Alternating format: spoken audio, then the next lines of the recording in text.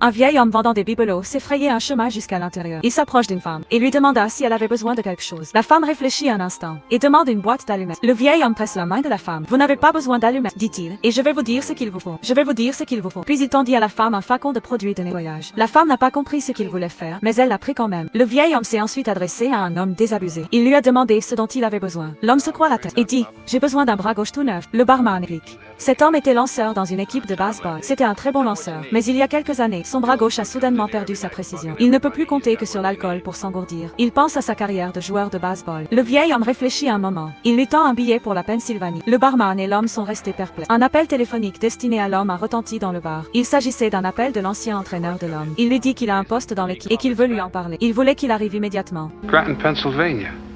C'est exactement la même adresse que celle du billet du vieil homme. L'homme était de bien meilleure humeur. Il aimerait avoir un moyen de faire disparaître les taches de ses vêtements. Il se dit qu'il faut que l'entreprise soit prête à accueillir le directeur et qu'elle soit assez soignée pour le faire. La femme du début de l'histoire a entendu cela. Elle s'approche donc de l'homme. Elle essuie les vêtements de l'homme avec la solution de nettoyage que le vieil homme lui a donnée. Leurs regards se croisent et il y a même une étincelle d'amour en eux. Pendant ce temps, Renard observe tranquillement. Il trouve qu'il y a quelque chose d'étrange et se méfie du vieil homme. Peu après, Renard sort du bar. Il a trouvé le vieil homme dans la rue et s'est approché de lui. Il lui a demandé ce dont il avait besoin. Le vieil homme ne voulait pas vraiment lui donner quelque chose. Mais après avoir été pressé par Renard, il a pris une paire de ciseaux et l'a tenue devant lui. Renard était sceptique. Il ne croyait pas qu'une paire de ciseaux puisse être d'une quelconque utilité. Mais le vieil homme insista sur le fait que c'était exactement ce dont il avait besoin. Renard prit donc les ciseaux et rentra chez lui. Il prend l'ascenseur comme d'habitude, sans s'apercevoir que son écharpe était coincée dans la porte. Quand l'ascenseur a démarré, il s'en est rendu compte.